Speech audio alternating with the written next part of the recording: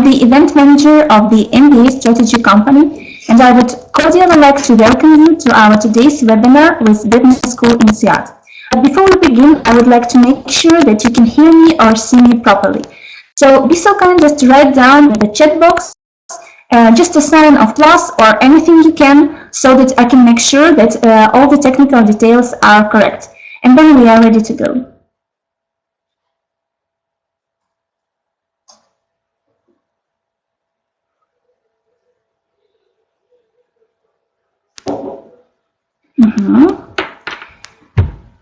So perfect. Okay, so I think we are going to start right now, and I would like to represent you the person that is going to be on charge today. I would like you to meet Mrs. Marie Laurence Lemer, who is the Assistant Director of Marketing from the Insead Business School.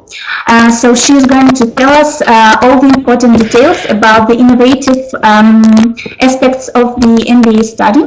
So be so kind just to wait for a minute or two, and Marie is going to be the presenter tonight.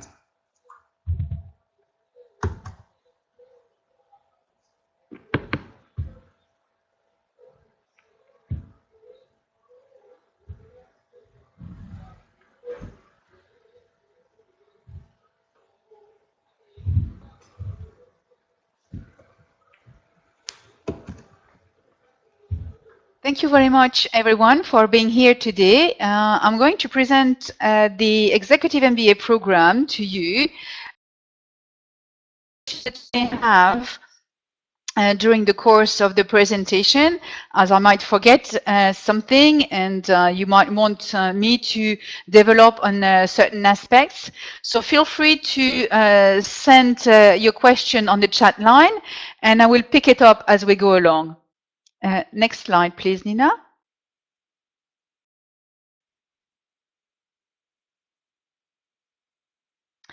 Okay, let's start first in presenting the learning community at Insead.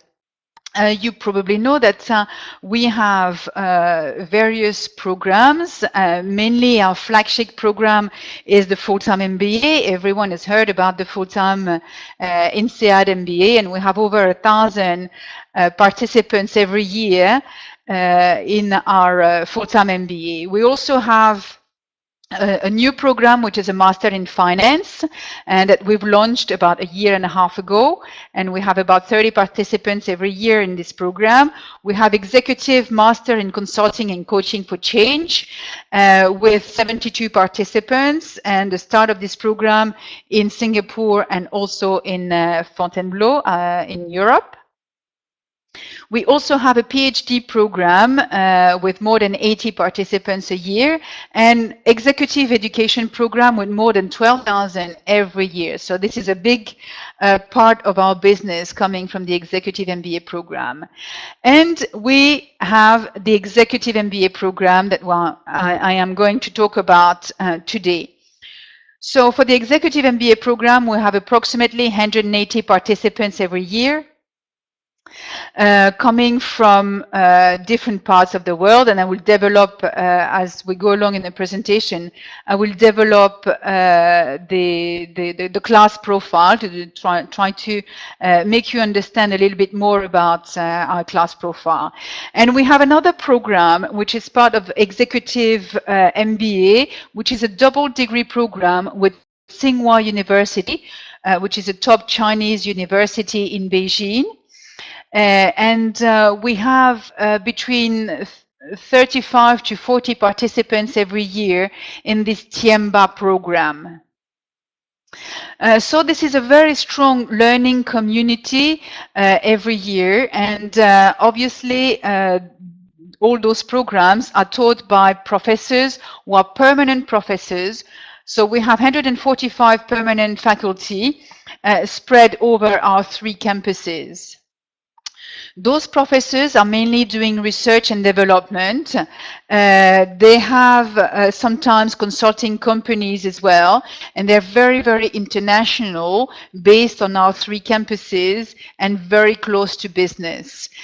So when you are taught by a professor based in Asia, in Singapore, that professor will really be working very closely with local companies and understand the region very well. So this is important to keep in mind. Next slide, please. Okay, I said that I would develop a little bit more information on the class profile. So here's a few figures on the classmates, who you will be sitting next to in the classroom. So you will have, as I've mentioned, 180 participants out of the 3 sections. 55 different nationalities. That means that you have an amazing background of people coming from all over the world in the classroom. The average age is 37, with 13 years on average again in terms of work experience. So you can tell that those people have had some seniority in organizations. They're middle managers or people with managerial responsibilities. Some of them are already executive people in the organization. So people with strong seniority in companies. Different sectors also represented, as you can see from those figures, 36 different sectors. So that means that even if you're coming from, I don't know, if you are a medical doctor or an architect or an engineer or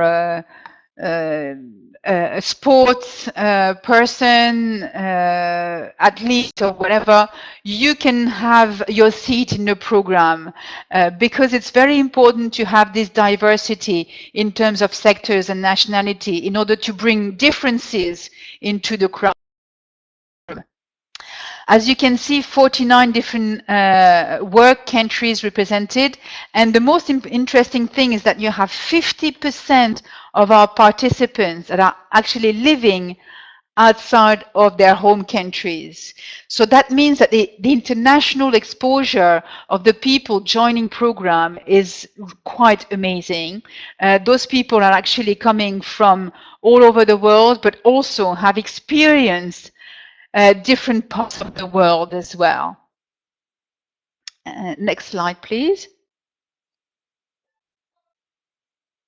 So a few more figures here, and that is concerning specific double degree program with Mba. Average age 38, slightly older than the executive MBA. 25% of women in the program, but pretty much the same profile. A lot of sectors represented, a lot of nationalities represented for this small pool of 36 participants. Next slide, please.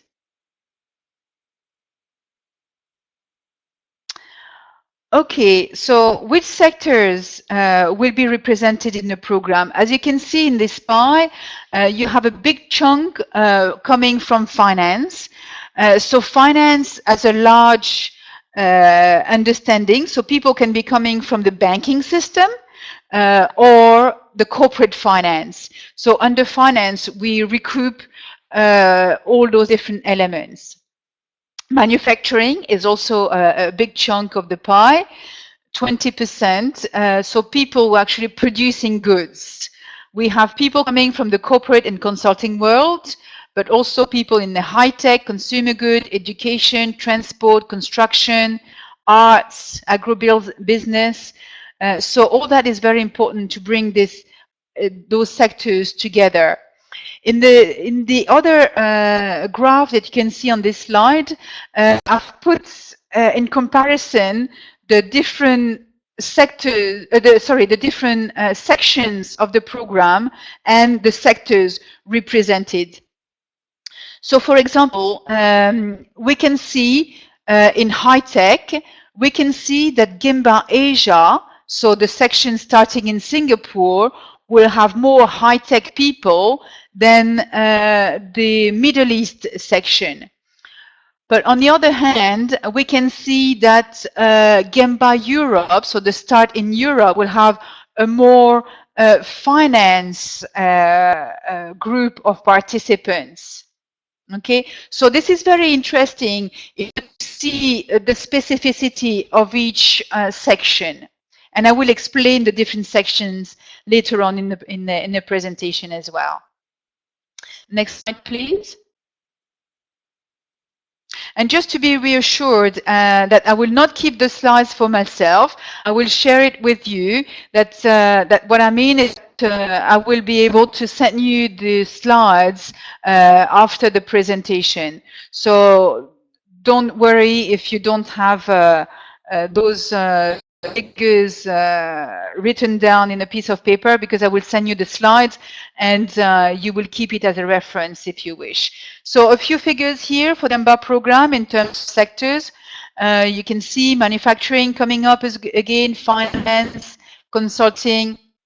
So pretty much the same kind of sectors represented, but at different level. Next slide, please. Right, so let's go really into the core of the presentation, which is this quite complex slide, but easy to understand if I explain to you what goes on here. So I've mentioned to you the 3 sections. So here we are. We have a start of the program in Asia, in Singapore. As you probably know, Insead has 3 campuses, one in Europe, one in Asia, in Singapore, and one in the Middle East, in Abu Dhabi. So you will have, for the Executive MBA program, you will have a start of the program in Singapore, a start in Europe, and a start in the Middle East. So if we take the Asia section, the program will last 17 months and will be delivered from Singapore on a 5 days or 4 days module. Okay. If we take the Middle East section, the program will last 15 months, starting in October. So you can see here October. So this is the start of the program, and it will be delivered over 1 week. Okay. If we take the Europe section, the program will last 14 months and starting in November every year, and you will have modules of 2 weeks or 1 week. Okay, so this is the first part of the program that will make a total of 6 weeks out of 12. So once you've covered the first 6 weeks of the program, then you don't stay with your section, but the 3 sections will be joined together. And that's when we have this 2 weeks module in Europe, outside of Paris, for the elective courses in July. Okay, so everyone will be on campus for 2 weeks in Fontainebleau, outside of Paris, the 3 sections together. Then you have a choice. You can either go to Fontainebleau in August, or Singapore in September, or Abu Dhabi in October. So you have 3 campuses, and out of those 3 choices, you will have to choose 2 only. Okay, so this is an opportunity for you to go to Abu Dhabi, or to come back to Europe, or to go to Asia. And the group will finish with a 2 weeks module in Singapore, again, everyone joined together. So the way the program is actually organized, you have a first part of the program for the core courses, and you stay together with your section in the campus of your choice. Then you have the possibility to move on to other campuses and mix with the entire cohort of participants. So in a group work, you might be sitting next to somebody coming from Malaysia or Saudi Arabia or Denmark or UK, whatever. So this is the reason why we call this program a global executive MBA, because you experience different parts of the world and you are mixing with participants coming from different parts of the world. Now, I would like to quickly give you some information about the Tiemba delivery. I've mentioned to you, this is our double degree program with Tsinghua University. And this program will last 18 months. So you start in Beijing with a 2 weeks module, and then you come on a regular basis for a 1 week module. So you travel to Singapore, to Abu Dhabi, and you also have an opportunity to come to Europe for 2 weeks in July and join the elective of the Mba program. So during those 2 weeks electives that I mentioned to you, the Mba participants and the Mba participants will be together. Again, a great opportunity to network with different people.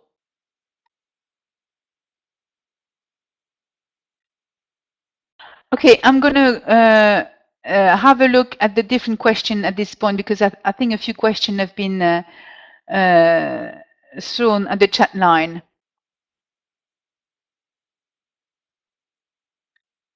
Okay.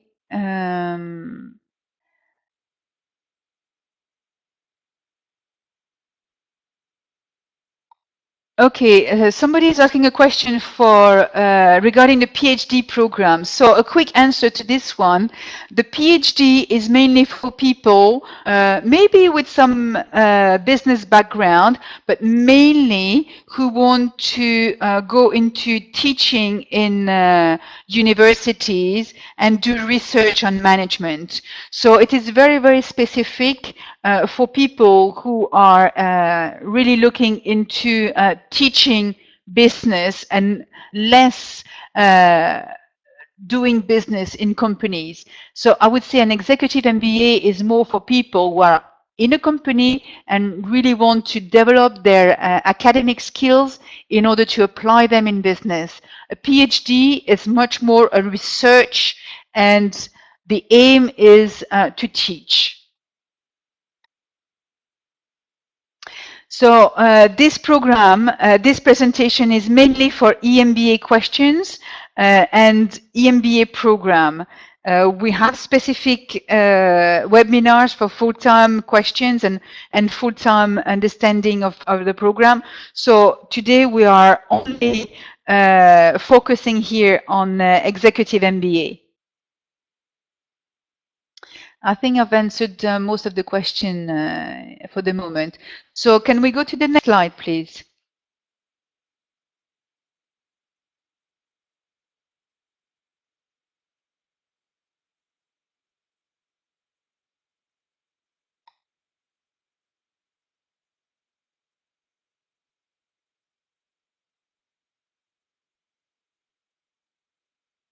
Can we go to the next slide, please? Okay, thank you. So I've mentioned different type of courses that will be taught in the program. So we have 11 core courses, 4 electives, 3 key management challenges, and out of what I would say that the key management challenges are a certain type of electives are cross-functional. I'll go more in depth into this in the next slide, but the leadership development program and a business simulation. So this is the on-campus that you will cover. Next slide, please.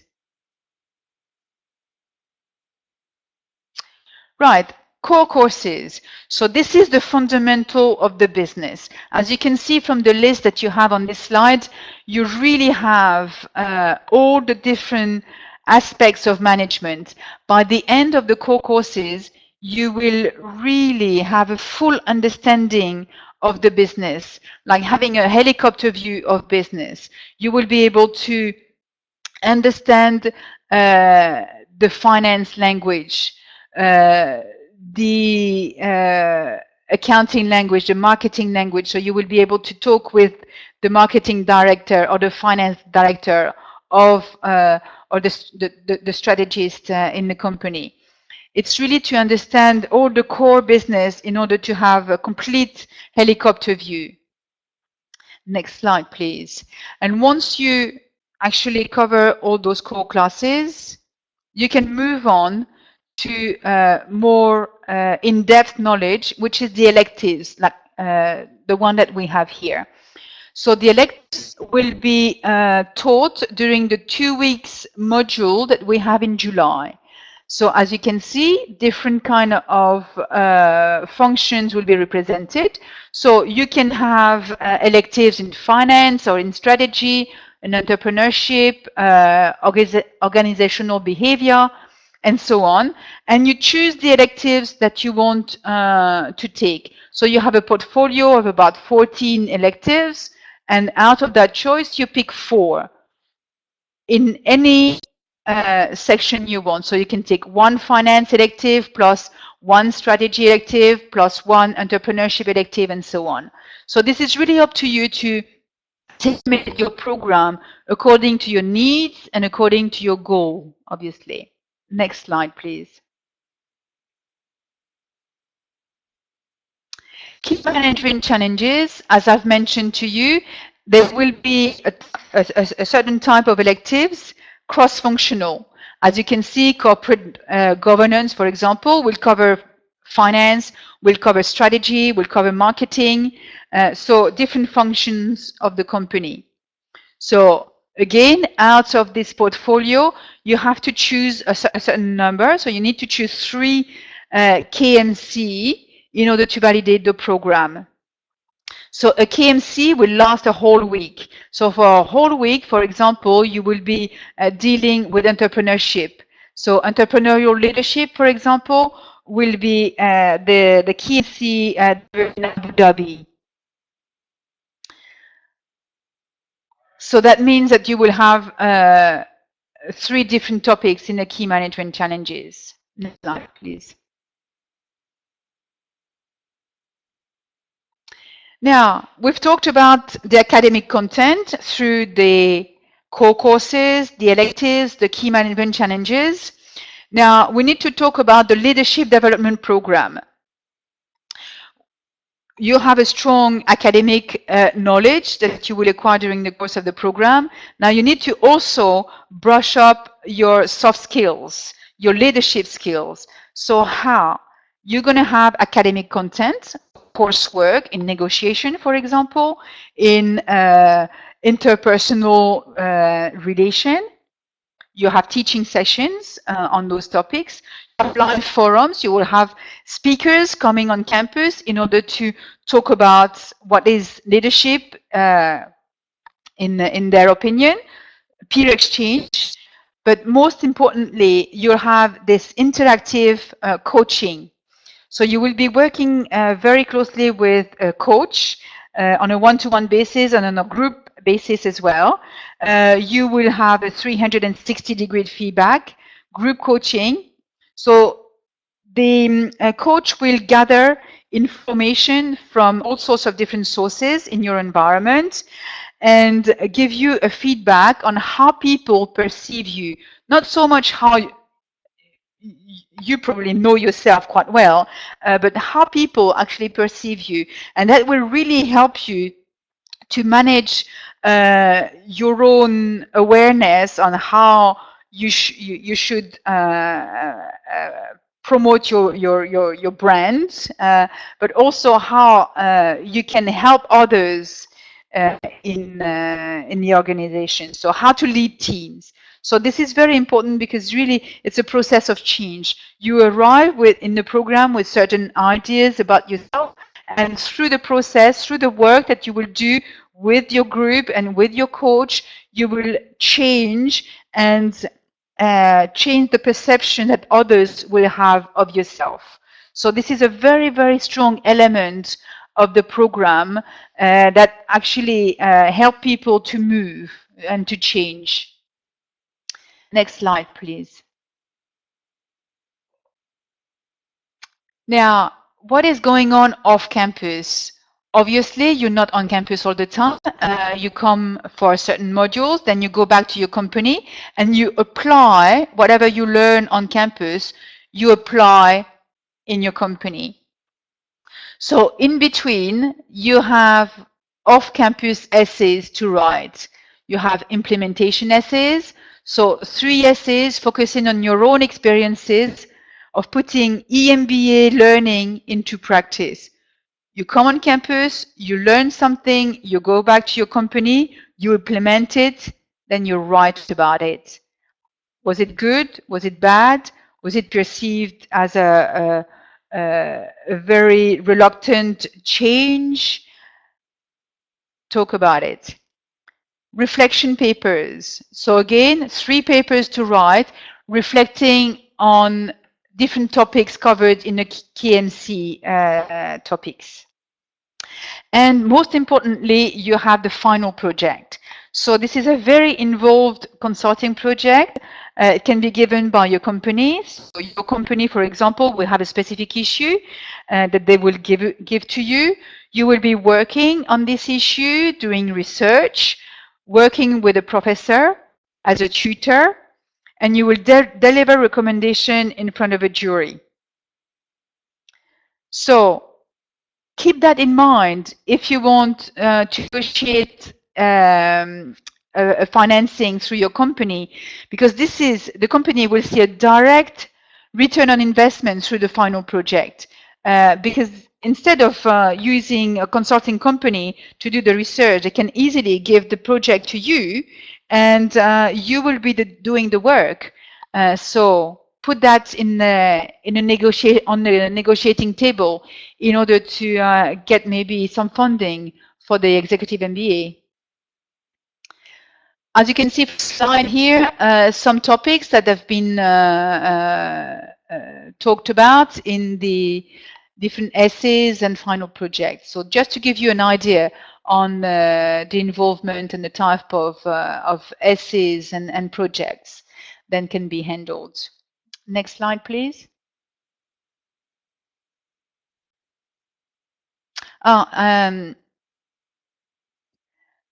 We have some questions. Sorry, I didn't pay attention on the chat line.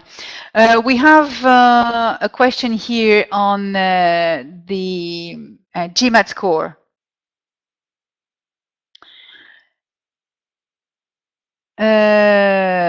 So the question is, for EMBA, is it mandatory to have a Gmat score? Yes, it is. There is no waiver for the Gmat.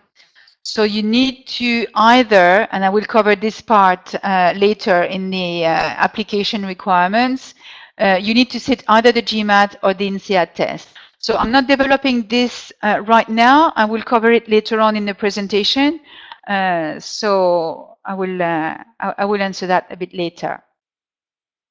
And Amit is asking what is covered under uncertainty, data, and uncertainty and data judgment. It is a course that will analyze data and how to use data in order to make a decision. In a company, you are obviously in an uncertain world. You don't have a crystal ball. You don't know what the future is going to look like. So this specific course will help you to understand data and use data in order to make decisions for the strategy of the company. So it's a very important course, obviously, because it will really lead to the strategy of the company. Okay, here we have a slide that it's quite basic, but it's very important for you to understand the density of this program. It's a very, very involved program where you have to keep your job. So that means obviously working long hours, as well as fitting in a very involved program. So a sample week includes starting very early in the morning, as early as 8 o'clock sometimes, and finishing quite late until 6 most of the time.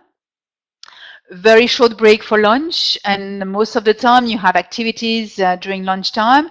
Our speaker is coming for a lecture, or you have a workshop from career, sorry. And As you can see, on the Saturday, you also have you're also involved in the program. So most of the time during the week, you will obviously cover different topics, and on the Saturday, you will have the exam covering that topic. That means that you need to prepare prior to the program. So when you come on campus, you are fully prepared for the macroeconomics or for the strategy course, because the professor will give you a list of books, business cases to read, assign you into groups in order to prepare a business case, for example. So when you arrive on campus, you're fully prepared for the course. And the time on campus is mainly a face-to-face time where you actually ask questions and try to understand the topic more than just the professor delivering a lecture on macroeconomics or strategy. So it's important to understand that, because you don't, to sit the exam, you don't go back home, study your books and do your homework and come back and sit the exam. It will be all done during the same week. So that's very important, because you need to really get that preparation time. Next slide, please. Career development, very important as well, because you're at a stage in your career where you've had quite a number of years of experience, and you are probably at a junction in your career. You know that it's a time where obviously you've already experienced a few things. You're mastering your job, but there's something that prevents you from going into a higher position. Either you don't have the credibility, or you need more knowledge or more network or whatever it is, but you are in that point in your career where you need to have a little bit of a push, a little bit of a help in order to move to the next level. So most of the people coming to a program like this, as I mentioned to you before, I've had some experience already. So they're mastering their field, or the technical field, or wherever they're working, but they want to move on and they want to have more responsibilities, to develop their responsibilities. So career development is a very strong aspect of the program, and we are going to work hand in hand with you. So we have a team of people specifically dedicated to the executive MBA participants, because the career development of an executive MBA is very, very different from a full-time MBA. Full-time MBAs, they quit their job, come on campus, and at the same time as studying, they're looking for a job in a specific area. For the executive MBAs, they don't have time during the course of the program to look for another job, even though they would like to, but time is limited and they can't concentrate on that as well as doing their job and doing the program. So what we do is that we equip you with tools so that after the end of the program, when you're a little bit quieter, you can actually leverage all those tools and work on enhancing your career. So how are we going to do this? Through workshops and webinars. We might work with you on rewriting your CV, do mock-up interviews, because going for an executive position is not the same as going for a managerial position.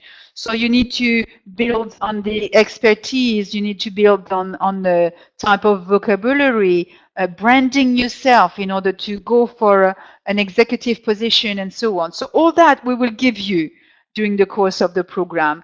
We also give you online resources. CareerLink is actually a platform where companies can post jobs specifically for EMBA positions. So you can have access to this and see if there is a position that will fit your needs. So we'll equip you with all those different tools in order to understand and enhance your career. So be aware that some aspects of the career development might not be available to you if you are more than 50% sponsored by the company. Obviously, we need to work ethically, and if you are more than 50% sponsored by your company, it wouldn't be very fair on that company to help you find another job, you see. So this is what we do. We kind of not open all the different elements of career development if you are fully sponsored or more than 50% sponsored by the company. Next slide, please.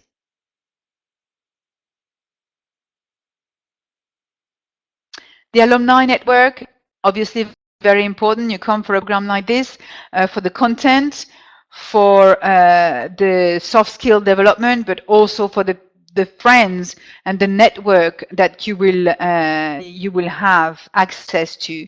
People, alumni from Insead are from everywhere and work everywhere. As you can see from this slide, we have chapters, National Alumni Association, everywhere in the world, in 46 different countries. We have also the Tiemba Alumni Network open to Tiemba graduates. We have alumni reunions everywhere. So more than 48,000 alumni, Insead alumni throughout the world, and more than 1,200 EMBA alumni worldwide. You can see a fair amount of people that you can tap on at a very high positions in order to maybe gain knowledge into a country or gain knowledge into a sector of activity. People, if you knock at their door, will always answer you. Shoot a mail and they will reply to you. Wherever they are, whoever they are, they will reply to you. Next slide, please.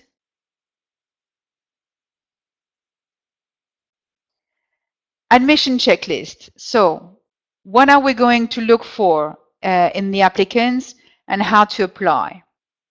We are going to look at your ability to contribute.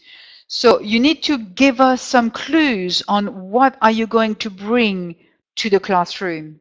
What is it that is so unique about yourself you will be able to bring in the classroom? We need to make sure that you have strong analytical skills, hence the Gmat or the Insead test that I will mention later. You need to be really motivated for the program. Why Insead is so important for you? Why the Executive MBA is important for you in your professional development? And we need to see a strong leadership potential in you through the interviews that we will conduct. Obviously, we can detect this. And we need to have this international mindset. For us, it's very important to make sure that you have the ability to communicate with different nationalities and be able to accept differences as well. So the testing. If English is not your spoken language, we will require an English test. So if you haven't graduated from an English-speaking school, we might need the test. But if your working language is English, we can have a waiver. So we treat it as a case-by-case. If the English test can be waived or not, we can tell you. Now, something that cannot be waived is the Gmat or the Insead test. So the Gmat, you all know what it is. You have to prepare for it. You sit the test wherever your location. The minimum, as I replied to you before, the minimum Gmat score is 600. The average is 650. But most importantly, you need to have a 60 percentile in quant. So this is the very important factor of the Insead, the Gmat test. As I've mentioned to you, the analytical skills is very strong. So we need to make sure that you have the ability to handle figures. So what is the difference between the Gmat and the Insead entrance exam? The Gmat on the quant section, written, we need to have a strong calculus and algebra. It will be based simply on that. For the Insead test, the questions are very different. We will ask quantitative questions on ratios, statistics, analysis of a budget. So those are elements that you handle every day in a business environment. But obviously, you still need to prepare for the Insead test because it's timed. So you need to answer specific questions in a set timing. So you need to answer all the questions in a time frame. So again, you need to practice in order to be able to answer quickly the questions and be able to be quick and finish the test. There is an oral part as well in the Insead test where you are given a business case. You have specific questions on the test, on the case, sorry. You have half an hour to study the case. And you give recommendation in front of a jury. So we will assess your presentation skills, but also the creativity of your answers. So this is what we're looking for. So you can see from what I've been mentioning to you that the Insead entrance exam is really more geared towards people who are professionals. Okay. What do you need to do for the admission? You need to write essays. So you have 5 mandatory essays plus 1 which is optional. You need to have 2 recommendation letters.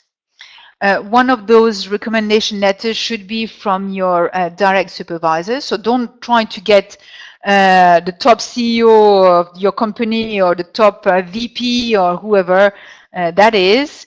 Not a big title behind it, but really somebody who knows you and who can describe you in a professional environment. So that is very important. If you are self-employed or if you already are very senior in your company, it can be somebody like a client, for example. It can be somebody from the board. Somebody who can really talk about your professional expertise. So, how to apply? So, with all those elements, the test, the essays, the letters of recommendation, and so on, you submit your application. So, everything is done online. You've gathered all the information, all the documents, you've written the essay, then you're ready to press the button submit. Then the application will come to us and the pre-selection committee will read your application. If you haven't applied with the Gmat, then if the selection committee feels that you have all the requirements for the program, you will be invited to the tests. If you apply with the Gmat, you will be selected for an interview. So then you will receive an invitation to come either for the test or the interview. Actually, if you are applying with Insead test, the Insead test and the interview will be done on the same day to save, obviously, you coming several times on campus or meeting different people. Everything will be done on the same day. We collect the information either from the test or the interview or both. Then your application goes to the selection committee who will random the final decision. The whole process takes about, once you're already in the pipe and we give you the interview or the Insead test, it takes about 2 weeks to have the final decision.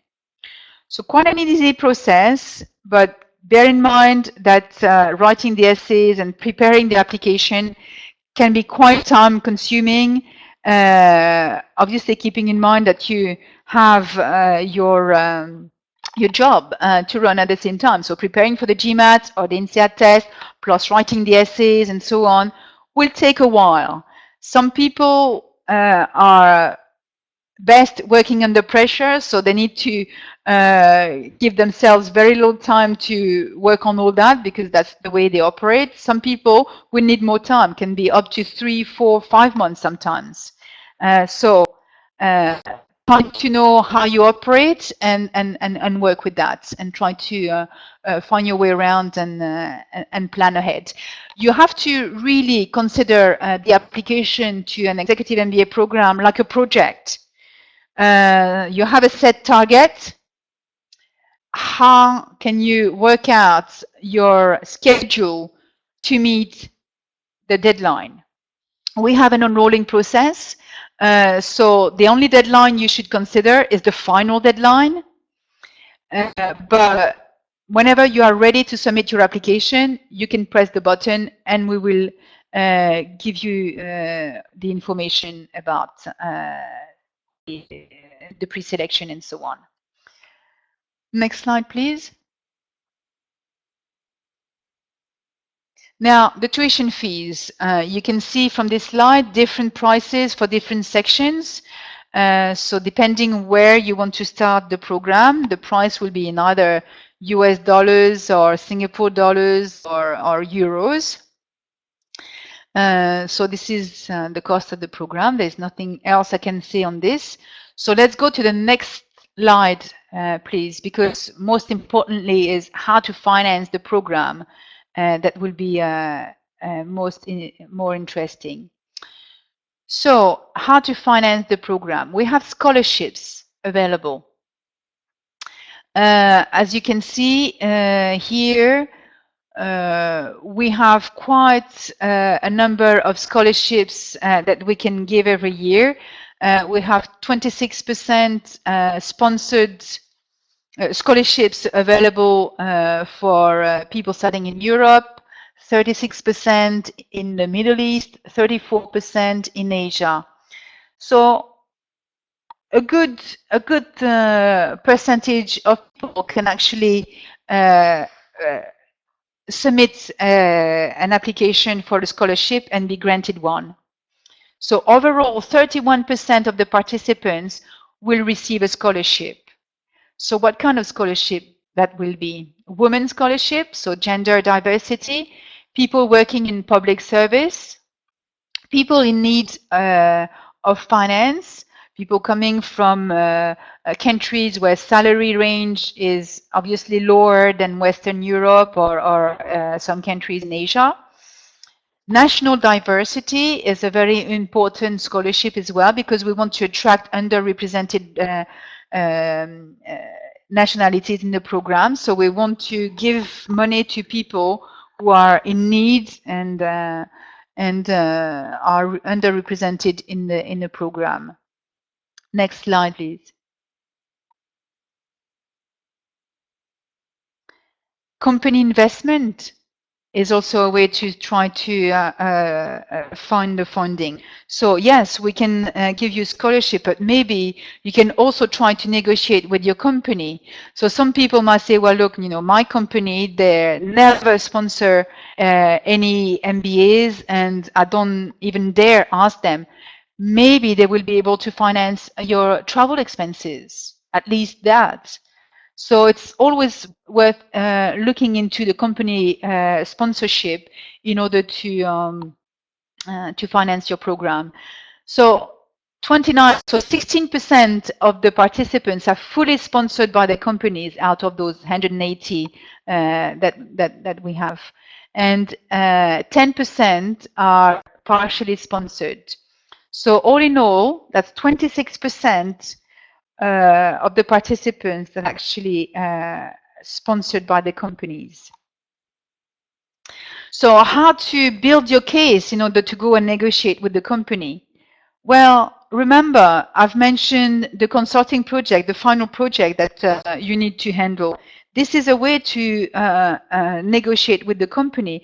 So you really have to build up the case when you go and see your company and put forward the fact that you want to do a program like this. There are very specific returns that the company can see implemented in the company. Simply because you will be exposed to different ideas, you will come back in the company and say, well, look, several different people do different things. Maybe we can try this out. It worked in another company. Why not us? So let's try it out. So the company will see it drastically when you come back into the company. They will see that different. You will be able to bring ideas and so on. Next slide, please, because we're nearly coming to the end of the presentation. So I want to move on a little bit. The application deadlines. Here is the application deadlines that I mentioned to you before. We have an enrolling process. So the most important deadline is round 4, the final one. So this is the important deadline, and that is really what you have to keep in mind. For the others, it gives you a framework so that by end of April, for example, for Mba Asia, it will be the third round. So this is really as a guideline, just to help you understand where you stand. If you apply in February, for example, for Mba Asia, you know that you are in the early process of the program. But if you apply in June, for example, you're very late and you're really at the extreme end of the rounds. So this is just a guideline. Next slide, please. I think we come to the end of the presentation. Exactly. So question and answer. Not many questions from you. Maybe you have a few questions. Maybe I talked a lot and maybe I've covered most of it. You have my email address here on this slide. Feel free to send your CV. I can give you a feedback on assessing your suitability for the program. This is very important for you to understand if you will fit in the program. So feel free to send me your CV. I will be very happy to give you this feedback. But for now, if you don't have any more questions, I will be over. So thank you very much for listening to me for such a long time. You've been very patient. And I really hope that I've been the information. And obviously, you will have many more questions as you go along in the application process or in your in maturing your thoughts and so on. Feel free to send me any question you have and keep in touch. And definitely, oh yeah, one question here: any scholarship in Mba? Unfortunately not. You probably saw that the Mba program is the cheapest of all 4 programs, and we do not have any specific scholarship for the Mba. So all the scholarships will be for the Mba program. And another one, what is the average amount of women's scholarship in Asia? So I would say, not specifically for women or any other scholarship, the maximum amount will be 20% of the tuition fees. So that means that you can get a company sponsorship, for example, as a start. You can have you can apply for the scholarship as well, and have some of the money coming from an Insead scholarship. You can have private funding. Obviously, you can take on a loan from a bank or an organization called Prodigy. So I'll type this for you.